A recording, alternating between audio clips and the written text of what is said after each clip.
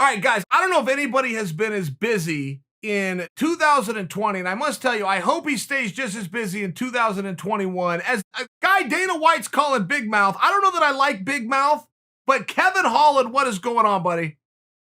Man, how you doing, Chael? I got to tell you, when I say I don't know if I like Big Mouth, I mean the moniker. I feel like Big Mouth is fighting terms when I find you to be very funny. That's why I say that. How are you, man? What's going on? I'm doing pretty good. I'm doing pretty good. How are you?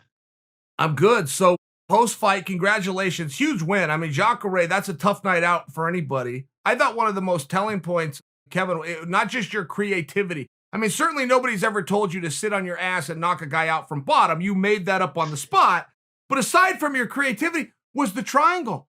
I mean, that triangle started to set in. You transitioned to an armbar. This is over the great Jacare. I can at least speak for myself, man. You opened some eyes. Well, thank you, boss. Thank you. Yeah, Jacare, very, very good, very great fighter, legendary fighter in my eyes. But grapples a lot like Travis Lutter, when it comes to top pressure and control and stuff like that.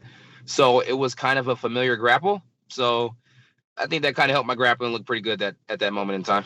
Yeah, it looked great. And I'll tell you, how was he afterwards? I know that you went over and checked on him. I mean, it was a very vicious knockout if you've had the chance to see it. But if you haven't, I mean, boy, it went right on the spot. It cracked him so hard, bent him over backwards. But I saw that you checked on him. Was he okay?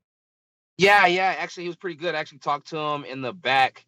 He actually passed on his gloves for my grandpa to have his gloves because my grandpa's a big fan of his. So that was pretty cool at Jacare. He was still in good spirits. He acted just like a champ should act, how a legend should act. OG in the game, he was good, man.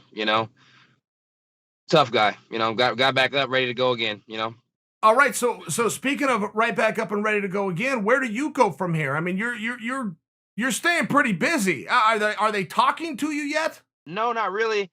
I thought I would have been grappling this weekend. I guess not. So we'll see. We'll see what else. We'll see what else they have.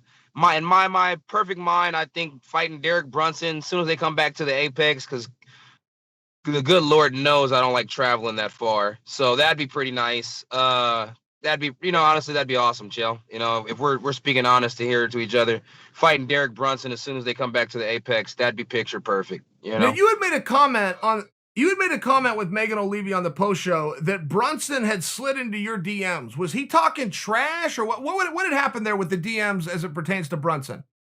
Well, first time he ever messaged me, it was to help him get ready for the Israel Adesanya fight.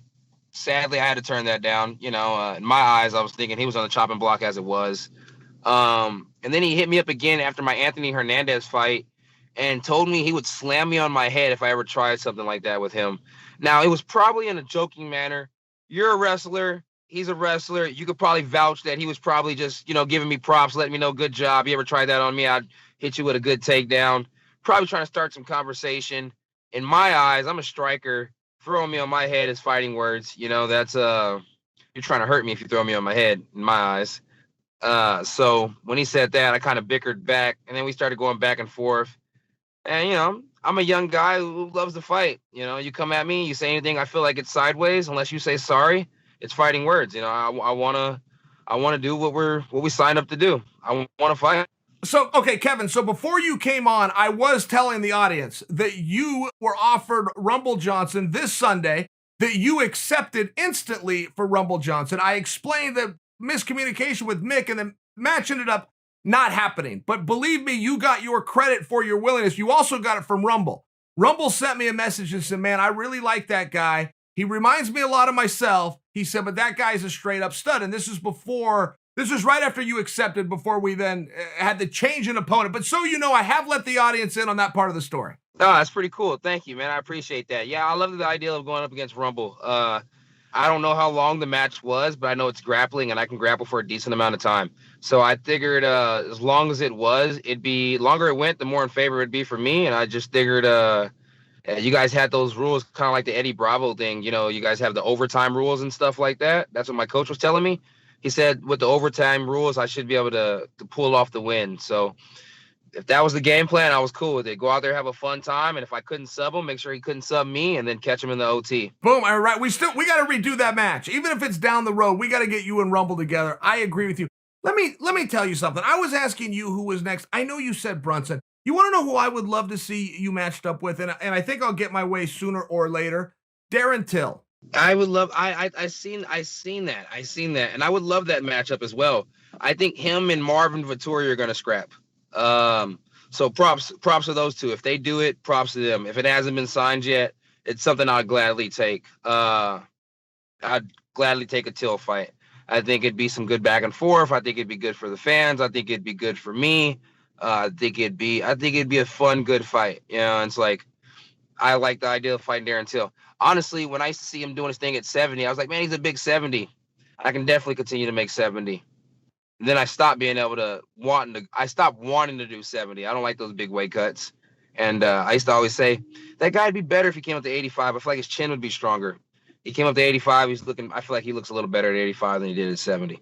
It'd be a lovely fight against Till. But I have a firm belief, if somebody's been knocked out before, I can knock him out again. So, it's like, it'd be a fun fight. So, Kevin, tell me mindset, like from a morale, from a motivation standpoint, to be in your weight class 185, where it appears that the champion is going to leave the weight class. I mean, is he coming back, in your opinion? If Izzy has success against Blachowicz, does he return to 185? If he doesn't return, how long till we get on with it? How long till we either do an interim championship, an undisputed championship? I mean, where's your mindset as a competitor as it pertains to the title? Well, you got to remember the champ that Israel Adesanya is, right? I'm not a big fan of the guy. I mean, I think he does marvelous work when it comes to fighting, but I'm not a big fan of the guy. He's a popular guy. What he does is really good. He sells and people love him, and it's like, and that's fantastic. So I think for him to come back to 85, it has to be worth his while. Why cut the extra weight and go down to 85 if you can be the champ at 205? And if you could possibly go up to John Jones and Styles make fights and give him a rough fight, especially since John Jones seems to be moving a little bit slower these days, give him a rough fight at heavyweight and possibly be a 3-time champion. It doesn't make sense for him to come back to 85 if he's fighting Whitaker again, somebody he's already knocked out, or if he's fighting Paulo Castillo, somebody he's already beat. It has to be worth it. Same thing with the UFC. Why would they want to strip somebody who is a good person for the brand, a good person for the business of a belt, if he's a good person for the business, unless somebody else steps up to the plate and they're better for the business at that weight class? So, no, I don't see them taking a belt from him unless somebody steps up to the plate. And I don't see him wanting to come back down to 85 for just anybody. So overall, somebody has to step up. If he's the good guy, somebody has to be the bad guy. If he's the bad guy, somebody has to be the good guy. Somebody has to step up and play the other role, and somebody can do that, then I think it's worth it for everybody involved. Until then, I think the division sits at cobwebs for a while because it's clear cut who's at the top, and it's not clear cut who's the next challenger. Well said. By the way, when you are talking about not thinking he would return to 185, I mean, historically, that's what we've seen. Conor McGregor, by example, wins 2 belts, never goes back. Henry Cejudo, by example, once he becomes 35 pound, doesn't go back to 125. But Izzy is a little different in one regard, Kevin, which is he's not all that big of a guy. I don't know if Adesanya will ever get on the scale and that scale is going to say 205. He claims himself he's not going to bulk up to the weight, that he's just going to move up to the weight, still weighing around 190, 193. I only offer that because that is a little bit different than some of the guys who took a weight cut off their shoulders. He appears that he could still make middleweight. Yeah, you know what? That's a good point.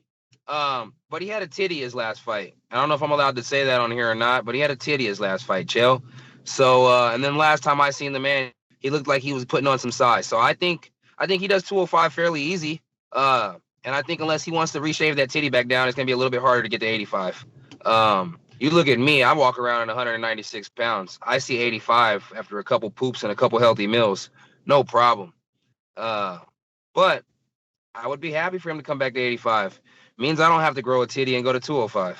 So he could be right pec, I could be left pec. I don't know.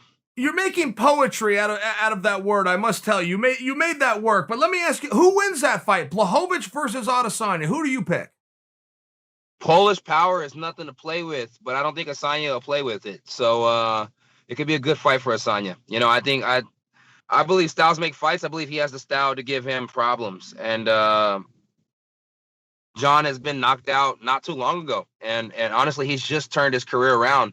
So Izzy's been on a hot track. I think Izzy gets the job done. You know, it's like styles make fights. I think Izzy's hard to hit. They're both going out there. They're gonna more than likely strike, and it's not gonna be a grappling match. Uh, I think Izzy gets the job done. As long as he doesn't get caught clean, he gets the job done. All right, Kevin, I got to tell you, I've appreciated you in 2020. I have appreciated you doing this interview. I appreciate that you agreed to go up and take on Rumble, whether that worked out or not. You got anything else you want to get off your chest? No, not really, but I do love your freaking setup right there. The way everything looks, it looks great. I'm happy to be on your show. I think this is amazing, and you appreciate me. I appreciate you more. You laid out how we gotta talk this crap the right way. Not too bad, not too nice, just straight to the point. I appreciate the compliment, especially from you, No Big problem. Mouth. No problem. No problem, Chael. Thank All you. right, take care, pal. I will be in touch. You too, boss. Thank you, man. All right, guys, there's the man, Kevin Holland. What a 2020 he had, by the way. I have lost track as to how many fights he had, but I believe it was 5. I believe he's the only guy who has had more fights than Figueiredo. And then tried to come out and take on Rumble. Behind the scenes, the whole reason I wanted to have Kevin on today is because I feel that if I would have told that story without him there to co-sign the statement, you guys might not believe it. I mean, how many other fighters would we guess that about?